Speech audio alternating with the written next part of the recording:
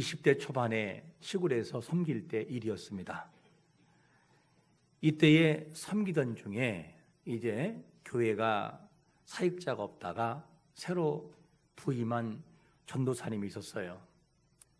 전도사님이 부임했는데 이분이 군에서 중사로 있다가 예편한 사람이었어요.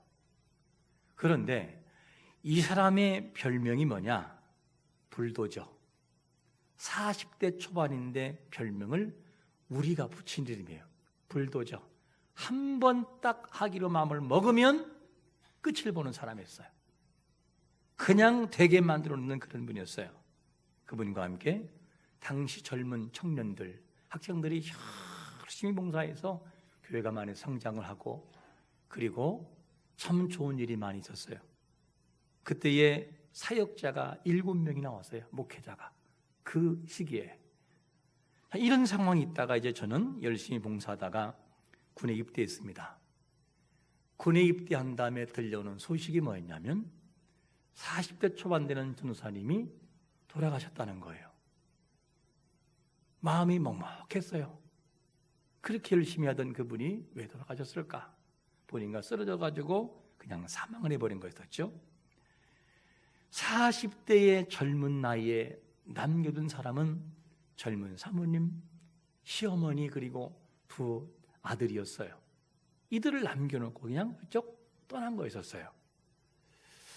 자, 여러분, 이런 상황에서 자녀들의 입장이라고 한다면 무슨 생각이 들을까 하는 질문이에요. 무슨 생각이 들을까? 혹여 이럴 수 있지 않겠어요? 하나님, 왜 꼭 그래야 하나요? 40대의 젊은 그 나이에 하나님이 살아계시다면 아버지를 데려갈 이유가 있나요? 열심히 시골에서 봉사하는 왜 아버지를 데려가셨나요? 세상에는 나쁜 짓 하고 안 좋은 사람이 많은데 왜 하필 아버지야 되나요? 이렇게 질문할 수 있을 거예요. 여러분들은 그런 자녀에게 뭐라고 위로의 말을 하겠습니까? 참 하나님 앞에 가서야 알 수 있는 그런 내용이죠. 40대의 젊은 나이에 세상을 떠난 전도사님은 실패한 사람인가요? 실패한 사람인가 물어볼 수 있어요. 건강하고 오래 사는 것만이 성공한 것일까? 중요한 것은 뭐냐면 시편 146편 4절과 5절의 말씀처럼 그의 호흡이 끊어지면 흙으로 돌아가서 그날에 그의 생각이 소멸하리로다. 야곱의 하나님을 자기의 도움으로 삼으며 여호와 자기 하나님에게 자기의 소망을 두는 복이 있도다. 할렐루야. 진정한 복이 뭐냐면 그 인생이 얼마나 살았느냐가 중요한 것이 아니라 무엇을 하다가 왔느냐가 더 중요한 거예요. 이게 진정한 삶의 목적이지요. 그러므로 우리가 얼마나 오래 사냐에 포커스를 맞추는 것이 아니라 어떻게 살아갈 것인가에 대해서 우리의 삶을 정돈하는 신실한 믿음을 소유하기를 축원합니다. 이런 마음을 가져야 돼요. 이 땅에 존재하는 모든 사람은 다 가야 돼요. 그게 젊든 나이가 많든 상관이 없어요. 하나님이 부르는 그 시기는 아무도 몰라요. 그냥 아버지가 와라 그러면 예 알겠습니다 가는 것뿐이에요. 그냥. 그래서 우리는 할 수 있을 때, 건강할 때, 모든 조건이 있을 때 열심히 해야 되는 거예요. 하나님이 언제 부르실지 모르기 때문이죠. 나이와 상관없고 건강과 상관이 없습니다. 오늘 본문에도 주를 위해 열심히 사역하는 바울이라고 하는 사람이 등장을 해요. 이 바울이 등장하는데 바울이 예루살렘으로 가기 전에 고별 설교, 완전히 임종 설교하는 것처럼 보여져요. 왜? 이제는 죽으러 가는 거니까. 이렇게 마지막 그 교인들과 함께 인사하는데 그가 떠나는 길이 어떤 길이냐? 그가 떠나는 길이 너무나 고난의 길이고 그가 가는 그 길이 힘든 길이라고 하는 것을 말하면서 예루살렘을 향해서 가고자 마지막 인사를 하고 있어요. 자, 그러면 주를 위해 열심히 감당했던 바울은 자기를 어떤 사람이라고 소개하고 있냐면 첫 번째로 이런 소개를 해요. 성령의 뭐한 자? 메인 몸이라는 거예요. 자기는 나는 성령의 메인 사람입니다. 이 내용이 22절에 보니까 이렇게 말하잖아요. 보라, 이제 나는 성령에 매여 예루살렘으로 가는데 거기서 무슨 일을 당할는지 알지 못하다는 거예요.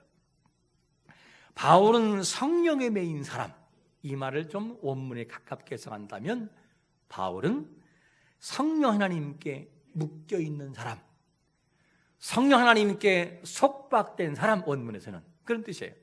그러니까 바울이라는 사람은 스스로가 볼 때 뭐냐, 나는 하나님 즉 성령에 매인 사람입니다. 내 뜻대로 살아가는 것이 아니라 나를 이끄시는 그분에 의하여 나는 갑니다. 이거를 고백하는 거죠. 그 고백이 어떤 고백이냐, 성령의 강권적인 역사를 통하여 그를 이끌어가는 고백이에요. 그러면 성령님이 강력하게 역사하셔서 이끌어가면 자기 의지가 없나요? 하나님은 어떤 분이냐?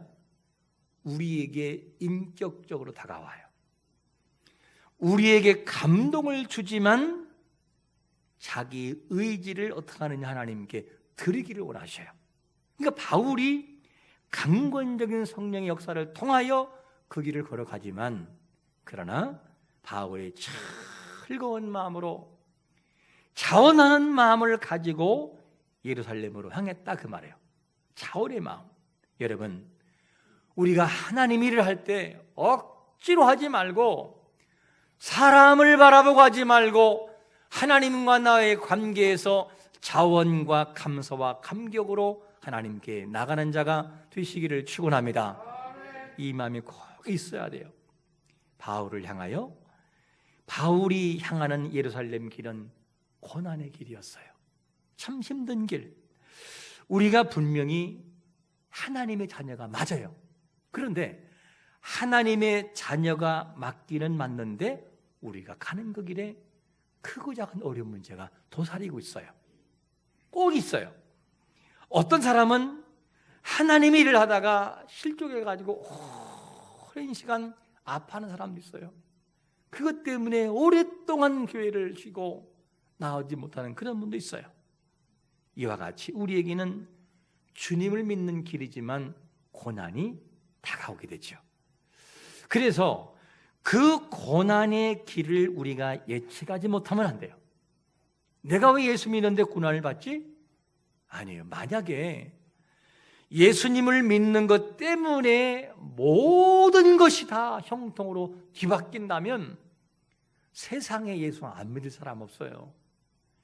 예수님을 고백하는 순간 갑자기 아파트가 60평 아파트로 바뀌고, 땅만 파기만 파면 금덩어리가 확확 나오고, 통장에 하던 모은 사이 막 100억씩 막 쌓여지면, 여러분 예수 믿을 때 시험 보고 예수 믿어야 돼요. 사법고시보다 훨씬 힘들어요, 예수 믿는 게. 이와 같이 될 때는 하나님은 그런 방식을 사용하지 않아요.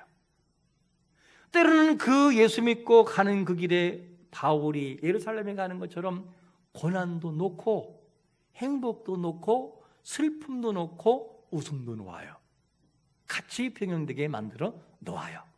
그러나 그 속에서 십자가의 은혜를 느끼게 만들어 놓죠. 바울은 예루살렘으로 가는 그 길이 고난의 길이라는 것을 알았어요. 이 고난의 길인 것을 알았지만 바울은 예루살렘으로뿐만 아니라 로마, 그 다음에 서바나 지역까지 계속 달리는 비전이 있었어요. 고난이 있음을 어디서 말씀하느냐? 본문이 23절에서 이렇게 말하잖아요. 오직 성령이 각 성에서 내게 증언하기를 무엇이 있다고요?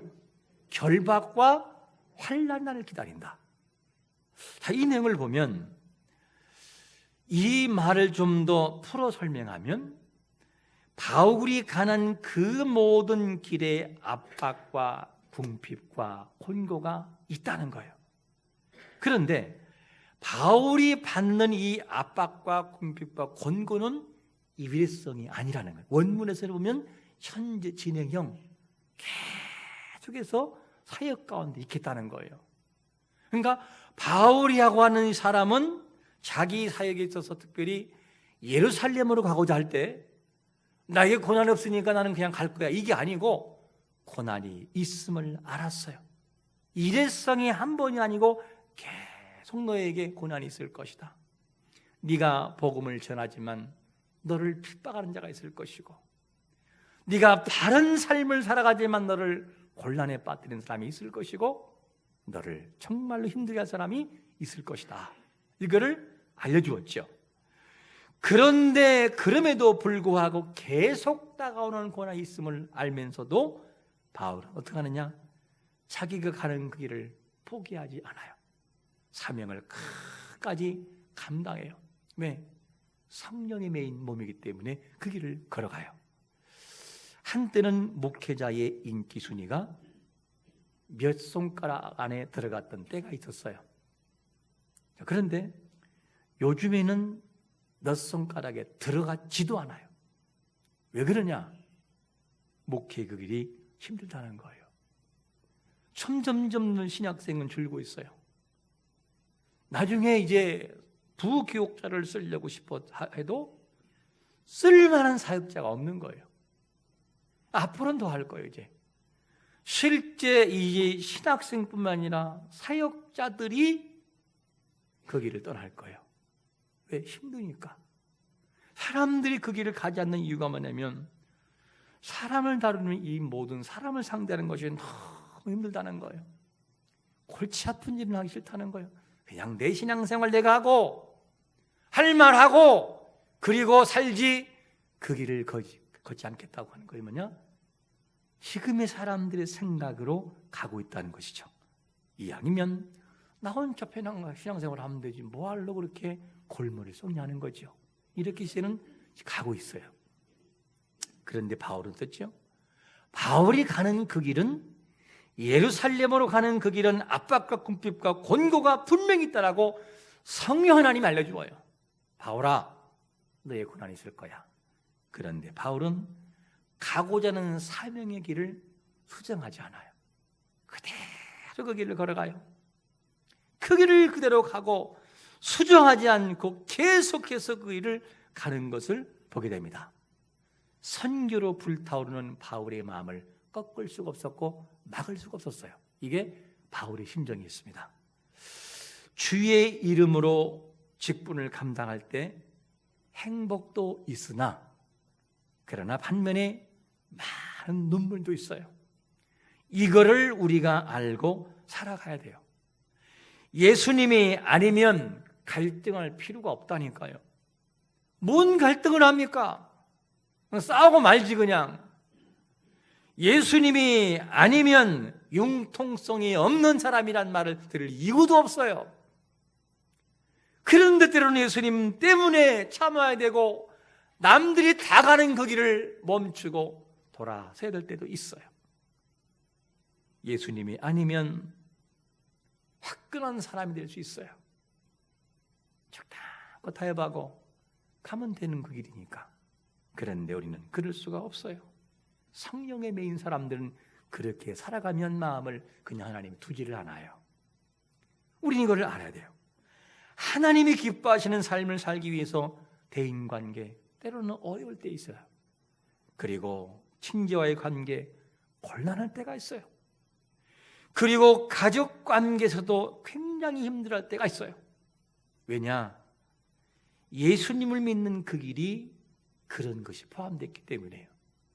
여러분, 우리가 주님이 오시는 그날까지 지불할 것들이 참 많아요. 때로는 억울한 일도 지불해야 되고, 때로는 손해도 봐야 되고, 때로는 어려움도 우리는 경험을 해야 돼요. 예수 믿는 것 때문에 여러분 혹시 어떤 욕을 먹어보셨습니까? 예수님 때문에 어떤 불이익을 당해보셨습니까? 혹여 불이익을 당할 때 출세를 위해서 믿음의 길을 수정할까? 이렇게 살지 말고 남들처럼 적당히 살을까? 혹시 이런 생각을 가져본 적은 없나요? 딱 눈 감고 1년만 불신자처럼 살아가면 좋겠다. 내가 지금은 아니고 내가 진급할 때까지, 내가 승진할 때까지만 하나님을 안 믿는 사람으로 행동하면 안 될까 하는 갈등들이 우리 앞에 올 수 있어요. 그러나 우리는 그럴 수 없어요. 왜냐? 성령에 매인 사람들은 그렇게 살아갈 수 있는 사람들이 아니기 때문에요. 바울이 예루살렘으로 가고 로마로 가고 서바나로 가는 그 과정의 길에서 계속적인 진행형으로 고난이 있는 걸 알면서도 그 길을 포기하지 않고 가는 것처럼 우리에게는 그 길을 수정할 수 없다는 거죠.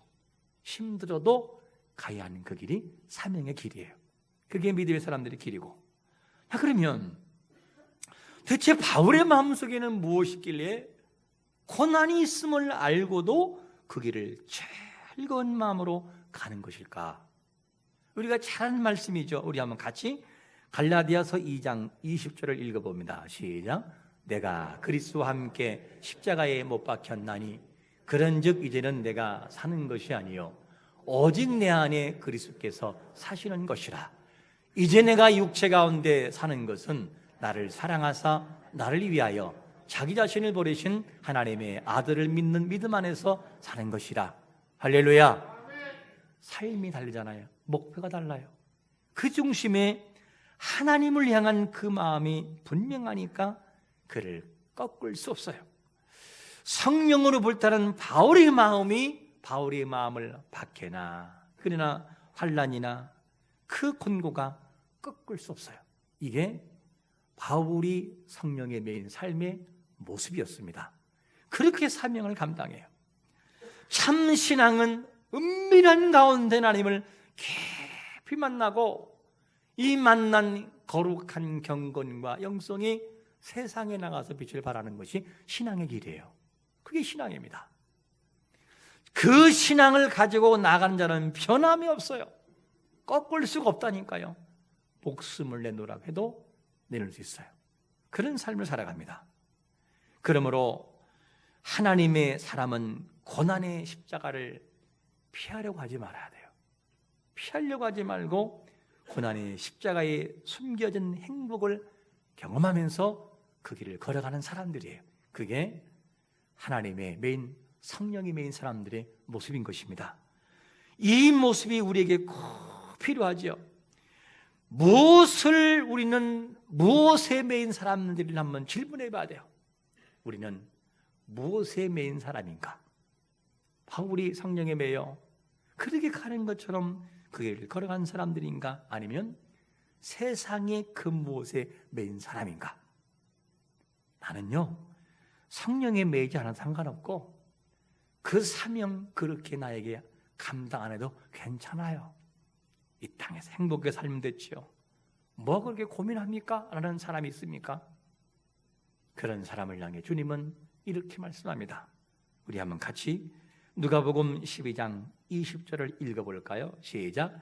하나님은 이르시되 어리석은 자여 오늘 밤에 내 영혼을 도로 찾으리니 그러면 내 준비한 것이 누구의 것이 되겠느냐 하셨으니, 여러분, 하나님이 없어도 사명 중요하지 않고 내가 하고 싶은 대로 하는 것이 전부라고 생각하는 그 사람은 후회할 때가 온다는 거예요. 그러냐? 너의 명예, 너의 모든 물질, 그러면 내가 너를 오늘 데려간다면 너는 어떻게 하겠느냐? 라는 질문을 하고 있는 것이죠. 여러분, 우리는 어떤 사람들이냐?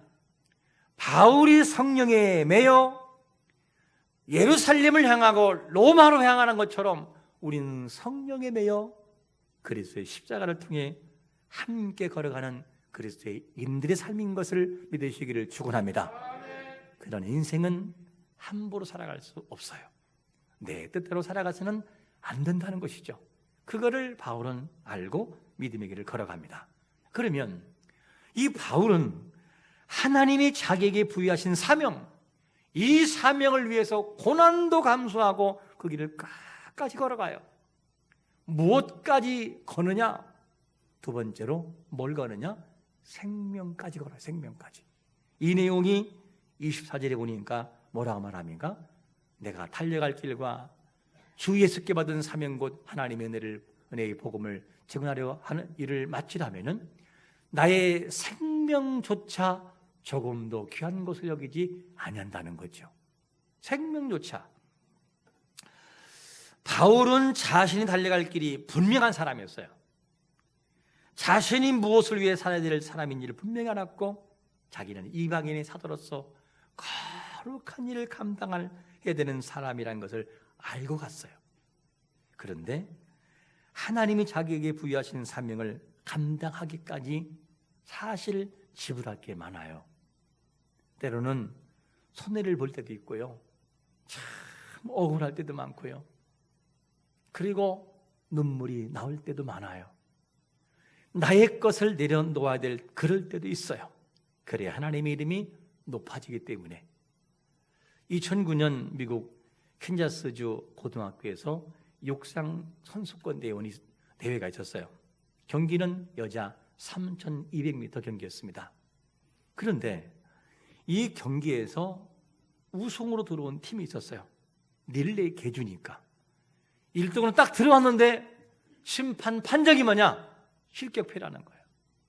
이유를 알고 봤더니만 레이스를 달릴 때 자기 코스에서 정확하게 달리고 바통을 넘겨야 되는데 라인을 벗어나서 이렇게 넘겼다는 거예요. 이것 때문에 실격패라는 거죠. 그래서 그 1등한 자가 어떻게 하느냐? 밀려난 거예요. 1등이 아니라고. 너무나 이제 이 1등한 팀들은 실망스러워서 있는데 2등한 이 팀들이 갑자기 뭐가 되느냐? 그 시상식에서 우승한 금메달을 어떻게 하느냐? 딱 돌더니만 그 사람들에게 넘기는 거예요.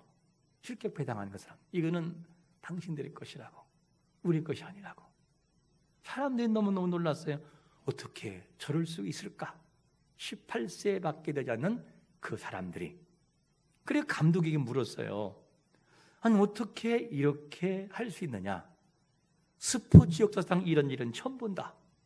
그랬더니 감독이 이런 말을 합니다.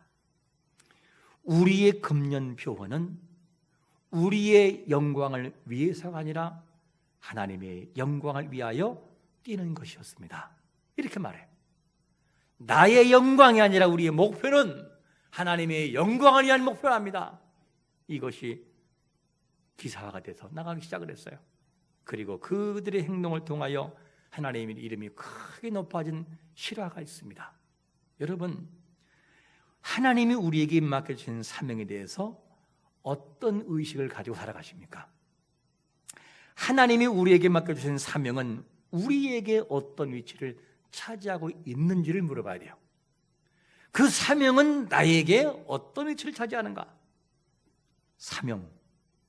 여기서 말하는 이 사명은 미니스터리, 그 다음에 파스터이라고 하죠. 두 가지 단어를 같이 쓰고 있어요. 사역자 때로는 목회자. 쓰지만 그러나 사명이라는 단어는 뭐냐? 맡겨진 임무. 사신으로서 받은 명령을 사명이라고 합니다. 그러니까 이 사명을 가지고 있는 이 사람들은 끝까지 그 길을 걸어가야 돼요. 놔서는 안 돼요. 힘들어 노는 것이 아닙니다. 바울이 사명을 감당할 때 어떻게 감당했느냐? 감당하는 자세는 이 한글 개역 성경에는 이 사본에는 그냥 달려갈 길을 다음에 달려갈 길을 이렇게만 표현되어 있지만 다른 사본에는 이런 뜻도 있어요. 달려갈 길 다음에 기쁨으로 이 단어가 포함되어 있어요. 문구가. 오늘에서는 메타카라스라는 단어인데 바울이 달려가기를 다 달려가되 뭐냐? 기쁨으로 갔다 이 얘기예요. 이 말을 정리한다면 바울은 분명히 예루살렘으로 가는 길이 환난과 고난과 아픔이라는 걸 알았어요. 그런데 그럼에도 불구하고 아픔을 마음으로 수용을 하고 나는 이 사명을 맡은 자이기 때문에 이 고난 감수합니다. 이 눈물 제가 짊어집니다. 이 짐을 제가 짊어지고 그 길을 걸어갑니다. 왜? 하나님의 영광을 위하여. 이게 사명의 맡은 바울의 고백이었어요. 그런데 그 다음에 말해도 중요해요.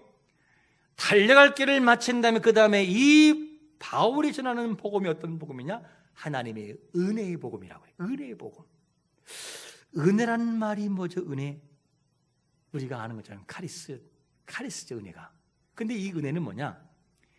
받을 만한 자격이 없는 자가 받은 것을 은혜라고 그래요. 그러니까 바울의 마음속에는 왜 그렇게 불타느냐? 저는요, 예루살렘으로 가는 그 길이 고난이 있음을 알아요. 성령님이 나에게 말씀해 주었어요. 이외에도 아니고 계속 있음을 저는 알아요. 그런데 제 마음에는 어떤 것이 있느냐? 은혜의 복음 다 자는 자신은 자격이 없으나, 자격이 없는 사람이지만, 그런데 내가 그 사명을 맡은 사람이기 때문에 나는 그 길을 걸어갑니다. 그리고 중단하지 않는 그 마음이 계속해서 가는 거예요. 이게 바울의 고백이었어요. 그러니까 하나님이 자기에게 베푸신 호의와 그 사랑을 내가 힘들다고 내려놓을 수는 없다는 거예요. 걸어가야지. 이게 바울의 고백이었습니다. 은혜를 은혜로 모르는 사람이라면 절대 고백할 수 없는 내용이에요. 하나님과 우리의 관계는 어떤 관계입니까? 바울에게 있어서 하나님의 은혜는, 하나님은 공급자였어요. 은혜를 하는 공급자, 자격이 없는 자기를 사랑하시고 사명을 맡기신 공급자, 이거를 알았어요. 그러니까 고난이 있어도 그를 말릴 수가 없어요. 이 길이 뭐냐? 은혜를 알고 갔던 바울의 헌신이었어요. 너무도 우리가 감사한 것이 많은데 은혜를 모를 때가 너무나 많아요. 때로는 바울이 느끼는 은혜는 고난과 환난을 이기겠고, 바울이 느끼는 은혜의 그 통로는 뭐냐? 묵묵히 그 길을 걸어가겠어요. 누구도 말릴 수 없었어요. 부여하신 사명을 혹시 우리가 잊고 살아가는 것은 아닌지 한번 물어봐야 되죠. 혹여 헌신이 두려워서 사명을 땅에 묻고 있는 것은 아닌지 우리가 반드시 알아야 할 것이 있습니다. 사명에 대해서 섣불리 대하고 사명을 우습게 여기는 사람은 꼭 이 말씀을 들어봐야 돼요. 요한계시록 6장 이하에서 나오는 것이 6째 인을 쭉 떼는 것이 나와요. 첫째 인을 떼면 뭐가 나오고 쭉 나오는데 6번째 인을 딱 떼어버리니까 어떤 일이 벌어지느냐? 큰 지진이 일어나고 해가 막 검어지고 달에 피가 되고, 그리고 하늘이 종이장처럼 휙 말려가지고 사라져버려요. 그리고 산과 섬도 자리가 옮겨져요. 뭘로? 지진을 통하여. 이에 왕들이, 이 왕들과 고관들과 장군들이 산과 바위에 숨어서 산을 향해서 말을 합니다. 산아, 바위야, 나에게 무너져서 나를 덮어주어라. 저 보좌에 있는 저 하나님을 내가 보지 않게 가르다오. 그러면서 숨기를 원해요. 이러면서 그들이 하나님을 심판이 무서워서 얼굴을 숨기를 원해요. 그러다가 7장에 딱 넘으면서 갑자기 180도가 바뀌어버려요. 어떻게 바뀌느냐? 7장에 와서는 고난을 이기는 자들, 이 사람들이 위로받는 장면이 나와요. 그 장면을 한번, 천국의 그 모습을 한번 같이 읽어볼까요? 요한계시록 7장 15절부터 17절 같이 읽겠습니다. 시작. 그러므로 그들이 하나님의 보좌 앞에 있고 또 그의 성전에서 밤낮 하나님을 섬기매 보좌에 앉으신 이가 그들 위에 장막을 치시리니 그들이 다시는 줄이지도 아니하며 목마르지도 아니하고 해나 아무 뜨거운 기운이 상하지도 아니하리니 이는 보좌의 가운데 진 어린 양이 그들의 목자가 되사 생명수 샘으로 인도하시고 하나님께서 그들의 눈에서 모든 눈물을 씻어 주실 것임이라. 할렐루야. 이 사람들이 누굽니까? 주신 사명을 믿음으로 감당하고 끝까지 믿음을 지키는 사람들이에요. 이런 자들에게 하나님이 장막에 거하는 큰 은혜를 주신다는 거죠. 다시 한번 묻습니다. 하나님이 우리에게 맡겨주신 사명은 무엇입니까? 내 인생에서 맡겨주신 사명의 큰 주제는 무엇이고, 나에게 1년 동안에 맡긴 사명은 무엇이고, 내 가정에, 내 직장에, 내 사업장에서 나의 관계 속에서 맡긴 사명은 무엇입니까? 이 사명을 오늘부터 분명히 알고 제대로 된 사명을 감당해야 돼요. 어떻게? 나는 성령에 매인 사람입니다. 고난이 와도 그 일을 감당해야 됩니다. 나는 이것을 위해서 목숨까지 거는 사람입니다 하는 고백이 나와야 돼요. 오늘 우리가 기억할 말씀은 부여하신 사명을 기억하고 있는가? 부여하신 사명을 기억하고 있는가? 우리에게 맡겨주신 사명, 이 사명의 은혜임을 기억하고 사명을 위해 목숨조차도 드릴 수 있는 헌신과 은혜가 우리 모든 중심에서 고백되기를 예수 그리스도의 이름으로 축원합니다. 아멘.